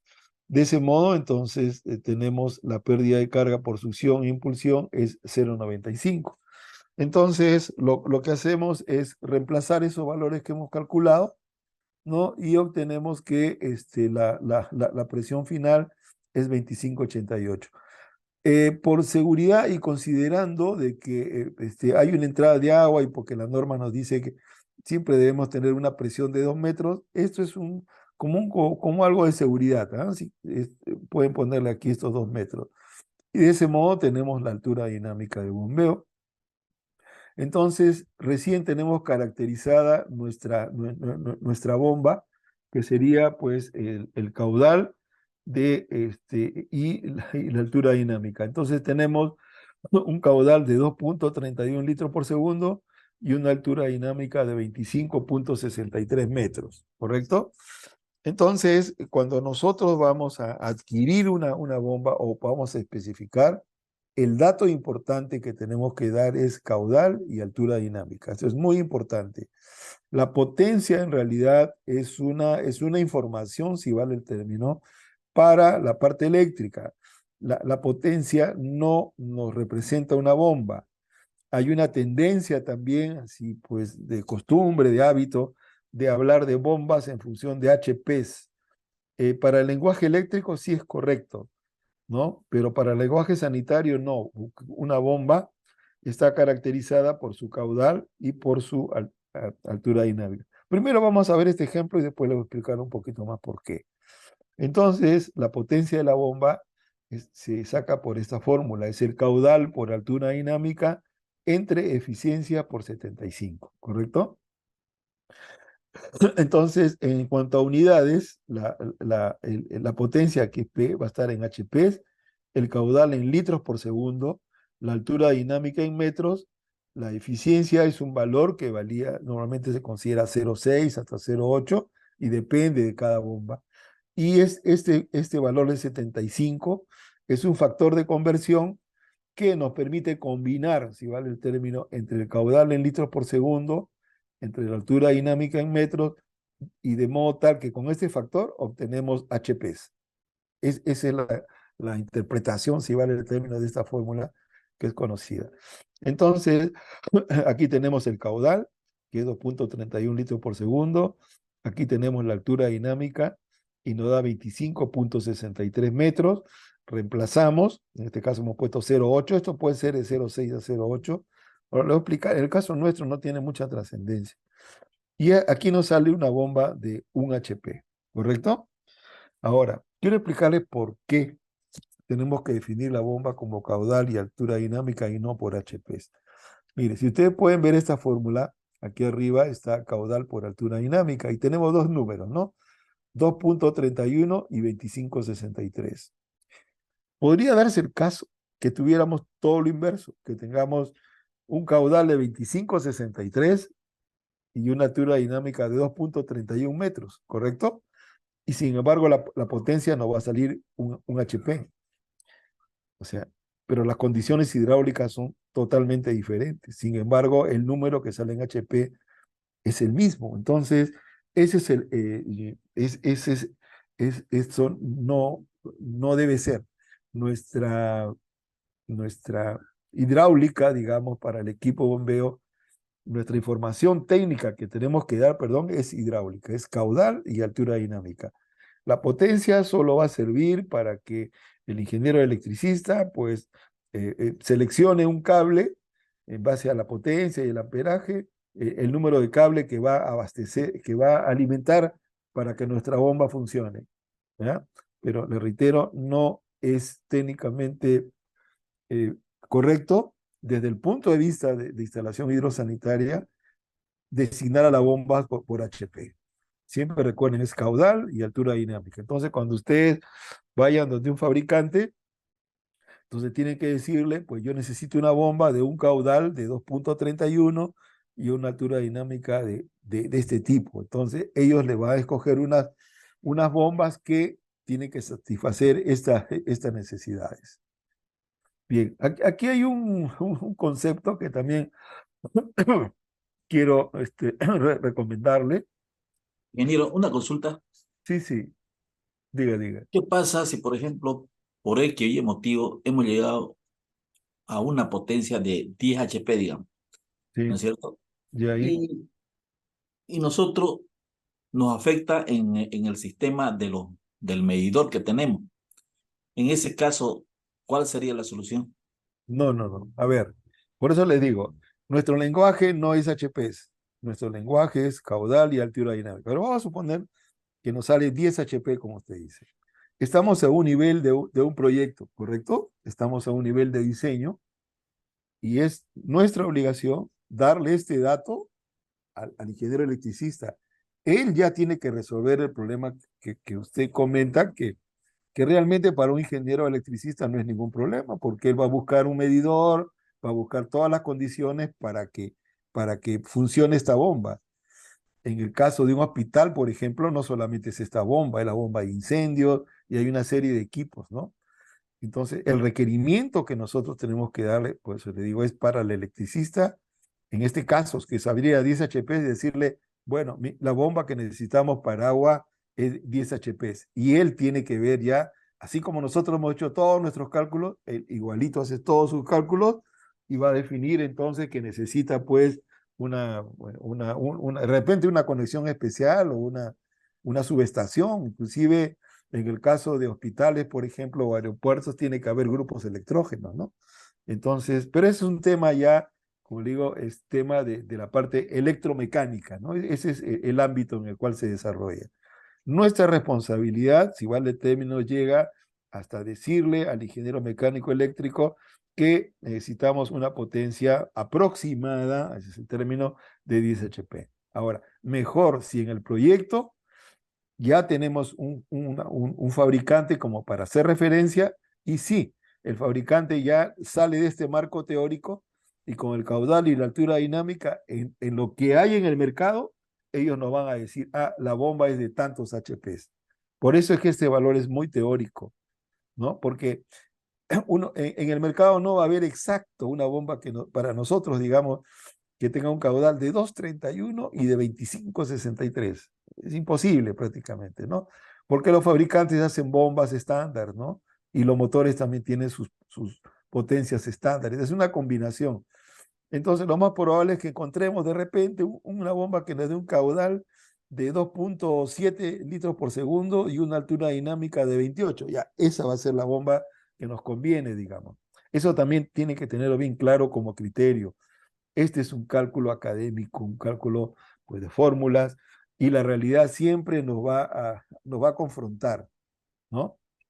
Entonces, eso es, digamos, la lógica de lo que es el cálculo del equipo bombeo. La altura perdón, el diámetro de impulsión es sencillo, es lectura de tabla, y el cálculo de altura dinámica ya ustedes lo tienen, el mismo proceso que hemos visto de pérdida de carga por accesorios, pérdida de carga por tuberías, el concepto sigue siendo el mismo, ¿no? Bien, aquí hay un dato muy interesante, ¿no? Que es un dato también, por si acaso, de práctica, de experiencia y de recomendaciones. Hemos visto que las bombas pues tienen dos componentes, ya eso lo tenemos claro. Es el motor de la bomba y es la bomba en sí misma, ¿correcto? Bien, entonces hay una recomendación que nos dice lo siguiente. Nos dice lo siguiente, dice de que es conveniente que los valores de las pérdidas de fricción no sean mayor al 10% de todas las pérdidas de carga. En este caso, en el ejemplo que hemos hecho, la suma de las pérdidas por fricción da un valor de 1.88 y la altura dinámica total era 25.88. Entonces, dividimos y nos da que es el 7.3% de la altura dinámica, que es menor que el 10%. Ahora, ¿dónde va esta recomendación? De igual modo, ustedes la van a leer, pero en ningún sitio se explica. Yo quiero darle la explicación. La idea es esta, ¿no? De que, ¿qué pasa si nosotros, por ahorrar, ¿no? Colocamos, en lugar de un diámetro de 2, un diámetro de 1,5? Obviamente va a haber mayor pérdida de presión, ¿no es cierto? Correcto. Y al haber mayor pérdida de carga, pues va a aumentar la potencia de la bomba, va a aumentar todo. Entonces, la idea es que la mayor cantidad de energía que se use básicamente para impulsar y no para perder presión, ¿no? Porque si vamos a utilizar un tubo tan chico, voy a exagerar, que en lugar de 2 le pongamos 1, y porque la bomba es bomba, le va a meter, ¿no es cierto? Pero un gran porcentaje se va a ir en perder fricción. La tubería se va a calentar, el tubo se va a desgastar, y vamos a tener pues un equipo de bombeo muy grande. Nos hemos ahorrado en tubo, ¿no? En lugar de 2 le hemos puesto 1 o un cuarto, digamos. Pero nos estamos gastando en energía, y en energía que entre comillas se desperdicia en perder, pues, en generar calor y sobre todo dar desgaste a la tubería. Esta es una recomendación también de orden práctico que existe, digamos, en lo que es el ámbito de lo que es los equipos de bombeo, ¿ya? Y una cosa que sí quiero que lo tengan bastante claro es, por favor, las bombas desde el punto de vista hidrosanitario tenemos que definirla como caudal y como altura dinámica. La potencia no. Si nosotros decimos una bomba de 5 HP, no estamos diciendo nada. Es como acá el ejemplo que les puse, ¿no? Puede invertirse los números y nos da igual 1. Esa es la razón matemática, y la razón conceptual es obvia, ¿no? Bien. Bueno, esta es la bomba que hemos visto, la bomba horizontal, y ocurre de que hay pues edificios de gran altura, como se está haciendo ahora en Bolivia, y entonces estas bombitas a veces no tienen capacidad. Entonces lo que se hace es poder utilizar estas bombas de vertical. En realidad que hay varios impulsores, ¿no? Entonces, y el motor está aquí. Entonces ya está claro, otra vez que quede claro el concepto de bomba. La bomba es motor y es la bomba en sí misma. Puede ser, este es motor, este es bomba, este es motor y aquí hay varios impulsores.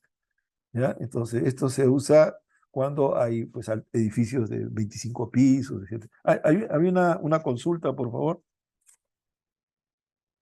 Ingeniero, ¿cómo está? Buenas noches. Sí, sí, Inge, volviendo al problema que planteó hace rato, cuando hay pérdidas por fricción, sí, sí, y pongámoslo que tengamos unos 10 accesorios, el sí, codo sí. y hasta llegar al tanque elevado. ¿Ya? Eso no va a cambiar. La solución en ese caso sería aumentar el diámetro, Puede ¿cierto? ser, puede ser, exacto. Está muy bien eso. Directamente sería aumentar el diámetro. Si teníamos de 1 a 1,5, por decirlo así. Ah, correcto, está bien. O sea, mire, a partir de, yo les pido, los razonamientos que estamos compartiendo, ustedes ya tienen pues todas las posibilidades de sobre eso poder ir mejorando, o a veces podría haber alguna razón, de repente no hay una bomba, ¿no? Y hay que pensar en artificios como aumentar el diámetro de tubería para que baje la capacidad de la bomba, y eso en un caso está muy bien ese razonamiento, ¿no? Y por otro lado, no se olviden que tenemos la norma que nos dice ya los diámetros de las tuberías de impulsión, ¿no? Pero su razonamiento está muy bien, o sea, es un modo como poder, pues de repente, pues hacer que se consuma menos energía. Yo entiendo que estas recomendaciones que nos da el RENISDA, con toda certeza que está basado en algún concepto ya de la parte económica, este de aquí, ¿no? Aquí nos da, pues, gastos. Hay unas fórmulas, si ahondamos un poquito más en el tema, y vale la pena que compartirlo, hay unas fórmulas inclusive del diámetro económico, ¿no? Hay una fórmula de Brese, por ejemplo, que se usa más que todo en proyectos de sistemas de abastecimientos de agua, pero rescatemos el concepto, ¿no? Siempre va a haber un punto óptimo que nos va a dar el punto de economía y el punto de eficiencia de ingeniería. Yo considero que en la norma boliviana, como está, con toda certeza que estos diámetros obedecen a esos diámetros económicos. No lo dice, pero puedo intuir, digamos, por qué, bueno, hay otras normas en otros países, como el Perú, parecida, y también ya la experiencia me hace poder concluir y es lo que quiero compartir, ¿no? Pero su planteamiento está bien, ¿no? Está bien. Es un modo como poder mejorar, digamos, eh, o porque de repente no hay también, ¿no? Una bomba como la que nosotros quisiéramos.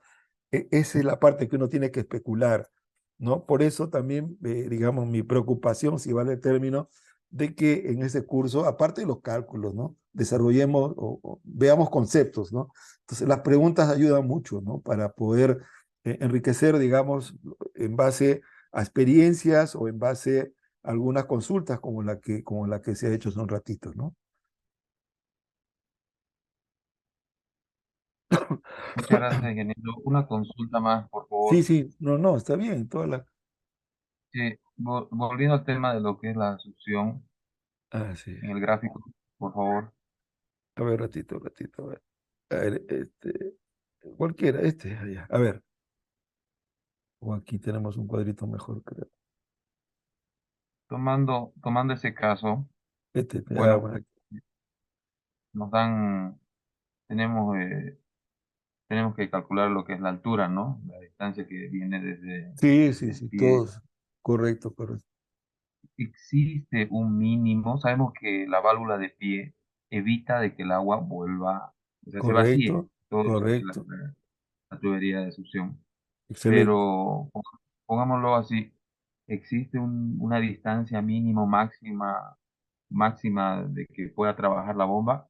Le doy el caso, ya me topé, Ya, ya, todavía no ya. se está ejecutando, pero tengo casi como unos 8, casi 9 metros desde Acá. donde va a estar la bomba, ajá, hasta el Ah, pie. ya. A ver, muy interesante tu pregunta. Mira, a ver, lo primero que tenemos que ver es esto. Mira, a ver, no te olvides este cuadro. ¿De qué altura me estás, o más o menos, de qué lugar me estás, estás diciendo ese caso, por ejemplo? ¿Cuál sería la altura sobre el nivel del mar de lo que estás comentando? Bueno, es en Más o Cochabamba. menos. Ya, 2500, ya, 2400, ¿sí? Digamos Cochabamba 2400, más o menos, ¿no es cierto? Entonces, mira, en Cochabamba la presión atmosférica es 7,75 metros, ¿correcto? Sí. Y el límite práctico que nos da este Acevedo Neto es una succión de 5,50. Ojo. Entonces, ese es el tema. O sea, es lo primero que tenemos que ver es esto, ¿no? Ese es uno. Ahora, entonces, fríamente, ¿cuál sería la lectura? Si estoy en Cochabamba, 2400, 2700, digamos, entonces yo no podría tener una altura de succión de 7 metros, digamos. No sé si ese es el caso. Bueno, en el caso, digamos, la altura de lo que es la bomba hacia donde va a ser succionado debe ser a lo mucho, pongámosle 1,80.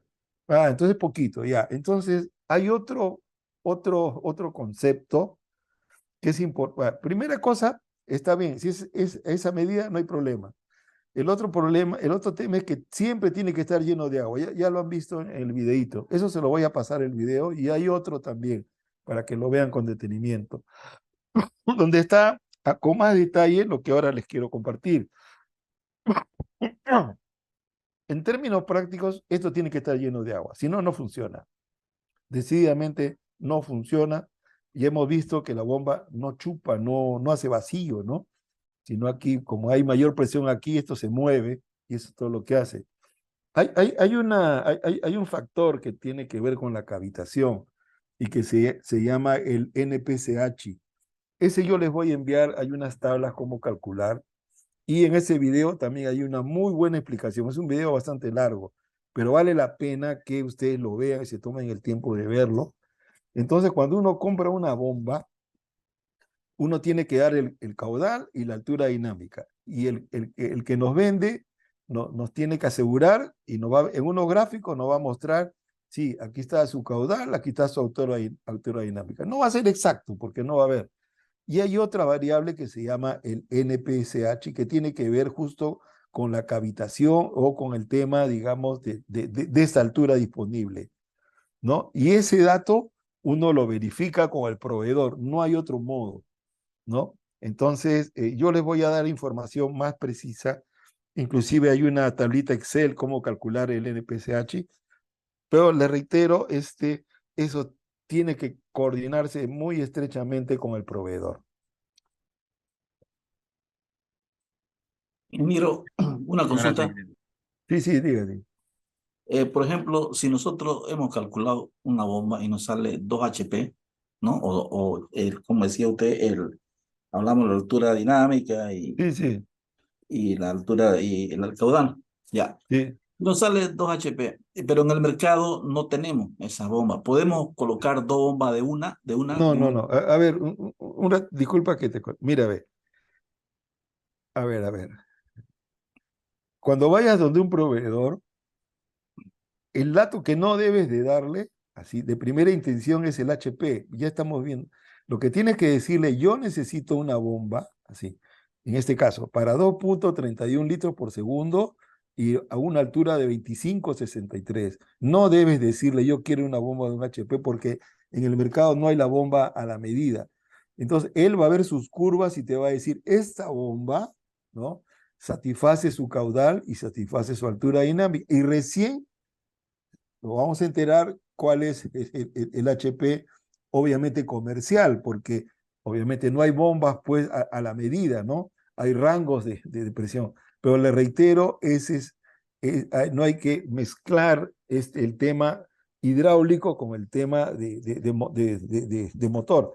Ese es un tema de mercado, ya no es un tema ¿no? Entonces, de lo que yo le digo por experiencia, hay bombas, lo máximo que he visto, edificio de 25 pisos. Y es el caso, no es que no haya, ¿no? Entonces, pero este dato es clave, caudal y altura dinámica, caudal y altura dinámica.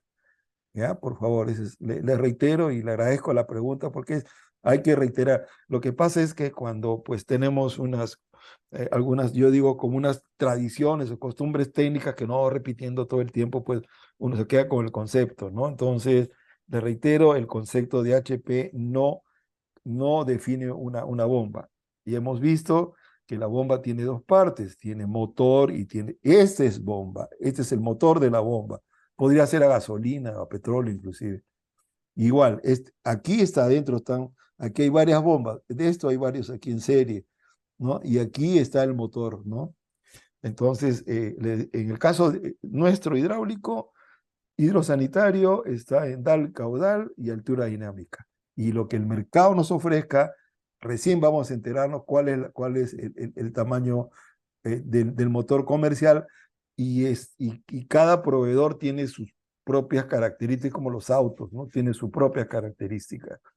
Por eso vale que ya desde el inicio tengamos una idea más o menos qué proveedores, qué marca de bomba vamos a utilizar.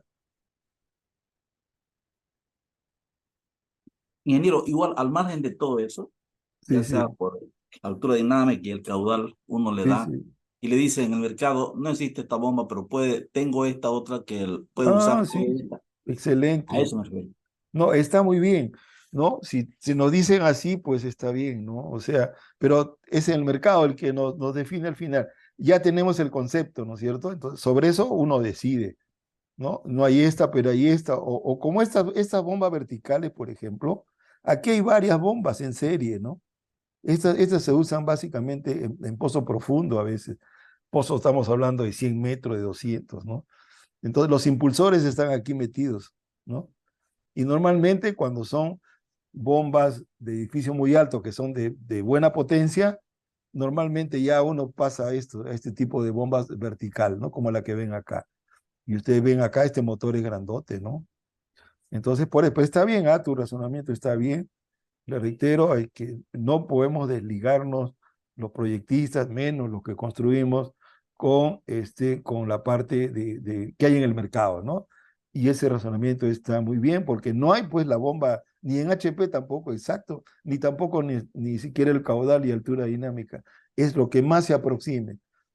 Y ya pues de las alternativas que hay en el mercado, escogemos la más conveniente, la más económica, ¿no? Ingeniero, disculpe, acotando un poco lo de mi compañero, Gracias. ¿ya? Lo que yo entendí es que él decía si en el caso, teniendo el caudal y la altura dinámica, nos sale